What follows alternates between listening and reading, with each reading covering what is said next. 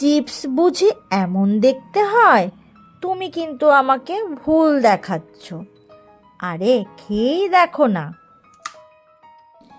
কাঁচা টমেটো দিয়ে এত সুন্দর চিপস বানানো যায়, তুমি না খেলে বুঝতেই পারবে না, আর তাহলে দোকানের চিপস খেতেই চাইবে না।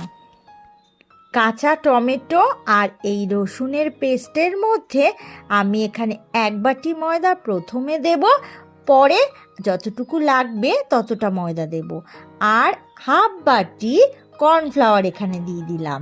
নুন, লঙ্কার গুঁড়ো, জিরে গুঁড়ো, গোলমরিচ গুঁড়ো এখানে দিয়ে দিলাম।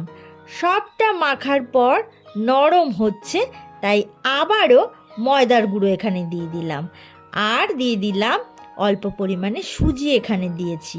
সুজি এখানে 4 চামচ মতো দিয়েছি, দিয়ে খুব ভালো করে সব কিছু মেখে নিচ্ছি। আচ্ছা, এই সব কিছু মেখে নিয়ে এর মধ্যে থেকে লেচি কেটে নেব, আর কর্নফ্লাওয়ার দিয়ে রুটির মতো করে বেলে নেব। একটা কাঁটা চামচ দিয়ে ফুটো ফুটো করে নিয়ে সাইডগুলো কেটে নেব। এর মধ্যে থেকে 3 কোনা আর চৌকো এইভাবে করে কেটে নেব। কড়াইতে তেল গরম করে চিপসগুলো ভেজে নেব।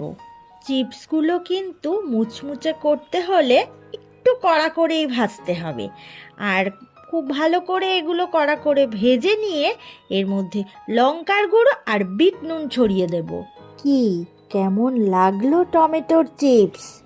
ভালো লাগলে লাইক, শেয়ার, কমেন্ট করতে ভুলো না।